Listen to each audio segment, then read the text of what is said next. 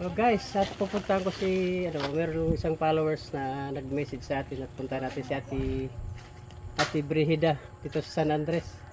At gusto ko siyang makakwentuhan para mabigyan natin ng kaunting tulong para Dito na lang po. Opo. Kasi na lang po sa pagkwentuhan ko sa inyo sa tabla. May kaso yung mister ko nandun naman sa loob. Opo, okay lang po Okay yun. lang po. Kaya lang po ang kasi meron isang followers na may message sa akin. Pakipuntahan mo rin po si ate sa Salamat po. Ano po tunay yung pangalan niyo, ate? Brigida Gasmin. Brigida Gasmin. Opo. Ulit nga po. Brigida Gasmin. Brigida Gasmin. Ilan taon na po kayo dyan, ate? 59 pero magsi-60 na ako senior sa citizen. September 20. Magsi-senior citizen na rin. Kumusta naman po ang buhay? Ano po ang hanap buhay natin ngayon? Mamatukan po sa Kasampay po. Kanino po? Dito po ay sa generic dito sa Maria. Ito sa kay ito naman sa Visconde. Hindi po, dito sa generic dito po sa harapan ng palengke. Yung pharmacy po doon. Yung GNM? Basta generic po. Sabi ni Darimar. Opo doon. Sa tabi ni Awil. Kumusta naman po ang sahod doon? Mababa nga lang po. Ay, mga 6,000 lang po yung sweldo ko doon. Tapos, steady po po ako doon. Steady naman. Opo. Saka lang po ako uuwi pag Sabado ng hapon. Tapos, ang balik ko na po, Lunes ng maga. Sabado linggo wala kang pasok Lunes. Linggo lang po, una walang pasok. Isang araw lang. Lira nyo rin pala makasama yung anak mo. Opo. At saka yung mister ko po may sakit.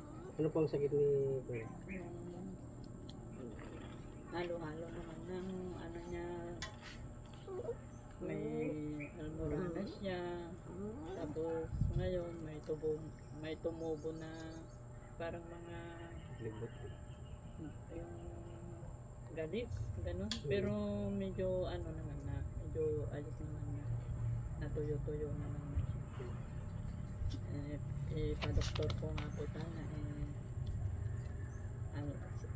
kulang naman po ang pang-gastos po. Yung, ano po yung hindi na po sinalabas? Hindi po ba ito po sinalabas? Hindi. Sila lang po na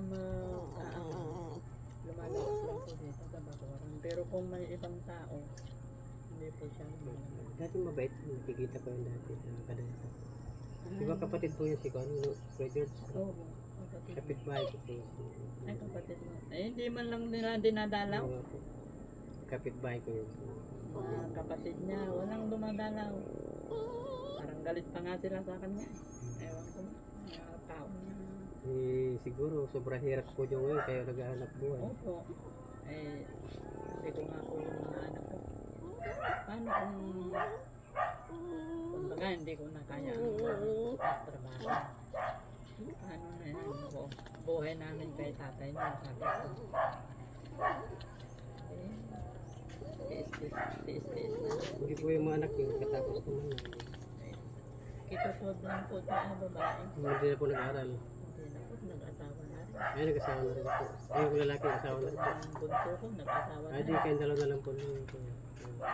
Ayun po ang kabahay ko po, yung bunso ko. May asawa na rin, may anak na isa. Pamilya na rin po.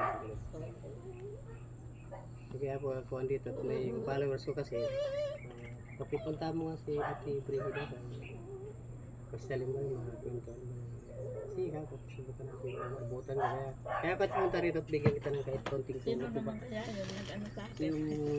Yung kon po isang followers ka na kaibigan mo rin po siguro Kaibigan ko. at nakita rin niya siguro yung Mahirap po. Ate patensya ka na rin sa Ay, akin salamat. dala Opo, salamat na lang. at nakarating pa ito dito sa iyo nang galing pa po ng kadayatan ko. At gusto ko lang may ito sa inyo. Salamat anak at na suti, may panggata si kuya. Pagpilis ka.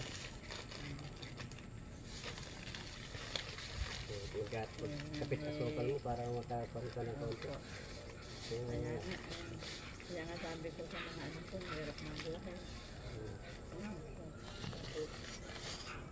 Tapos may sakit pa pala si kuya, ikaw na naghahanap buhay. May sakit din siya.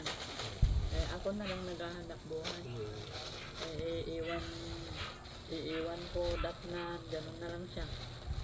Hindi siya dating masaya. Di ba malakas siyang magtapas mo? Tapos may dyan kay kung dati kay Tablan. Tablang. Kay Tablan kay ano? Balanggi. Kay Balanggi. At ano na, bali